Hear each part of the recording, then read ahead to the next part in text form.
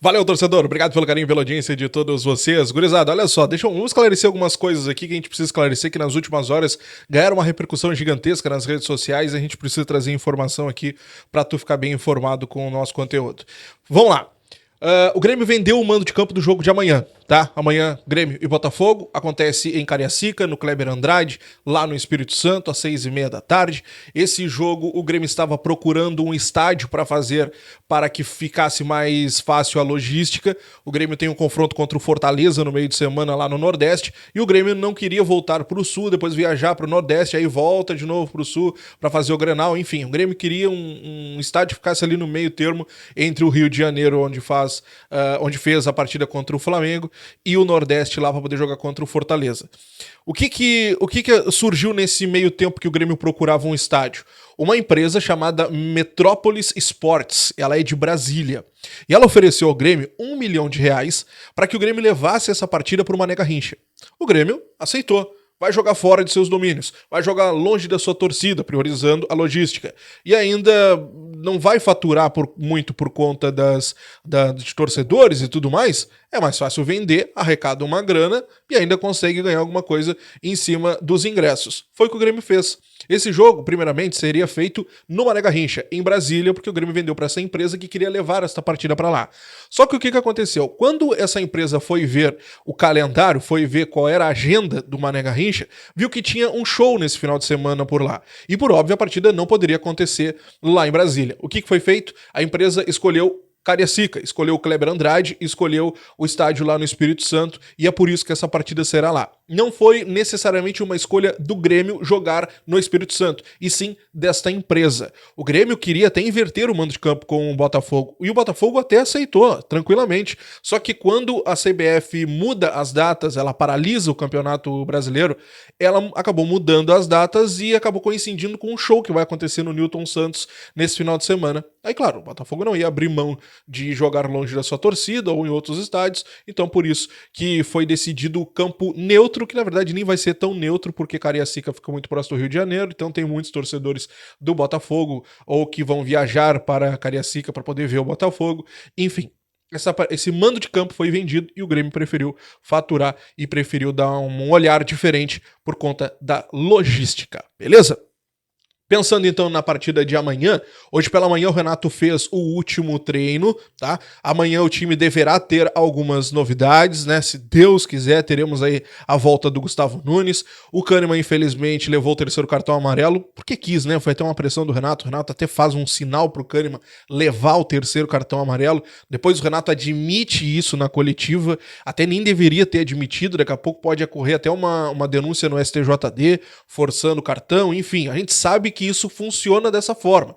Os clubes preferem, né, que os jogadores muitas vezes levem um terceiro para não ficar fora de jogos importantes, porque se o Grêmio amanhã colocasse o Kahneman pendurado, levasse o terceiro cartão amarelo, não jogaria contra o Fortaleza, ou depois não poderia jogar contra o Inter no final de semana que vem, enfim, então preferiu limpar os cartões nessa rodada. Fato que para o confronto de amanhã vai permanecer o rodízio. O Cabral ganhou oportunidade no meio de semana, o Kaique deverá ganhar oportunidade nesse final de semana.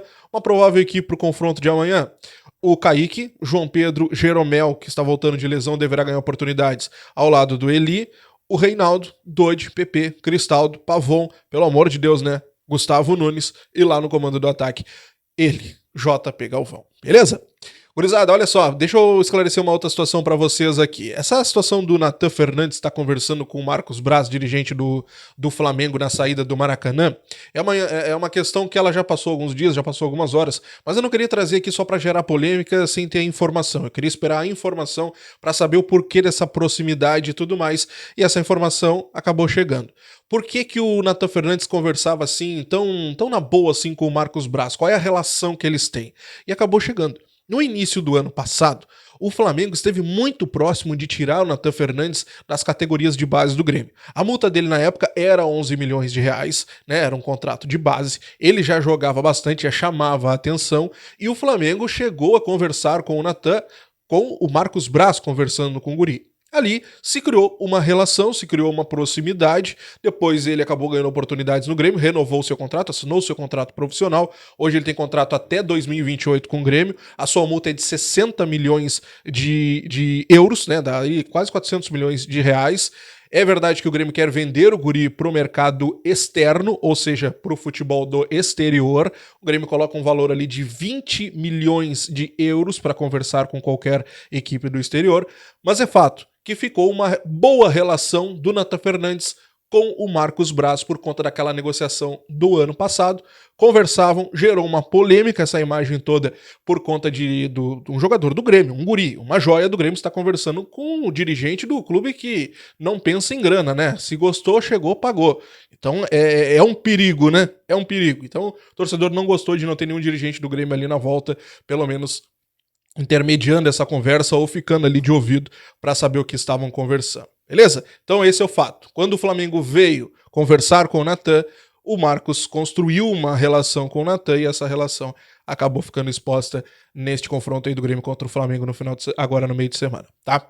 Gurizada, para nós avançarmos aqui, o pessoal do SofaScore trouxe os números da campanha de JP Galvão pelo Grêmio.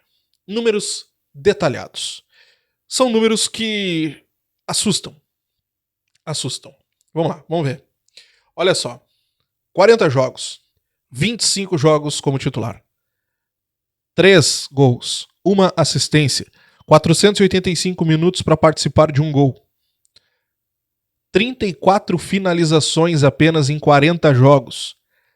13 ele conseguiu acertar no gol. Uma pontaria de apenas 39% na finalização. Apenas 15 passes decisivos, que são aqueles passes que resultam em alguma coisa. E 6,64 a nota dele lá no SofaScore. Um pouco mais ou um pouco menos de R$1 milhão é o salário do JP. Uns dizem que é mais de 1 milhão, outros dizem que é um pouco menos. Vamos arredondar no 1 milhão? Um contrato de empréstimo de 1 ano. Vamos contar aqui 12 milhões de reais o Grêmio gastou com o JP Galvão até o momento. Vai gastar com o JP completando no final do mês que vem 12 milhões de reais. Divididos por 4 que foram as suas participações em gol, 3 gols e 1 assistência, 4. 12 por 4, 3. 3 milhões de reais o Grêmio pagou por cada participação do JP Galvão em um gol. Só deixa eu encerrar aqui com uma informação. Não tem absolutamente nada pelo Mastriani, tá? O Mastriani, jogador do Atlético Paranaense, foi ventilado no Grêmio nesse final de semana, no início desta madrugada, inclusive. Não tem absolutamente nada. O Grêmio não buscou o Mastriani nesse momento agora. Lá no início da temporada ele foi oferecido ao Grêmio, quando estava de saída do América. O Grêmio não quis. O Atlético Paranaense pagou lá 2 milhões de dólares na época, 10 milhões de reais, e ele acabou indo para o Atlético Paranaense. Os números do Mastriani, vamos lá. 23 jogos, 11 como titular, 12 gols, 4 assistências. 7,13 a nota dele lá no SofaScore. Não tem absolutamente nada com o Mastriani.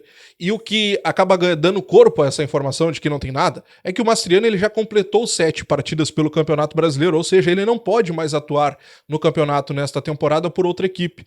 O Grêmio não vai contratar um jogador para jogar só Libertadores e Copa do Brasil, né, gente? O Grêmio não contrataria o Mastriani por conta disso. Então, Mastriani é um jogador que está totalmente fora da realidade do Grêmio neste momento, por conta deste número de jogos no campeonato pelo Atlético Paranaense. Beleza? Te inscreve, deixa o like, ativa o sininho de notificações. Quero saber de ti os números de Mastriani oferecido ao Grêmio. O Grêmio não quis no início da temporada. E os números do JP Galvão. E aí? O que tu me diz? Quero saber de ti. Grande abraço, até a próxima. Tchau.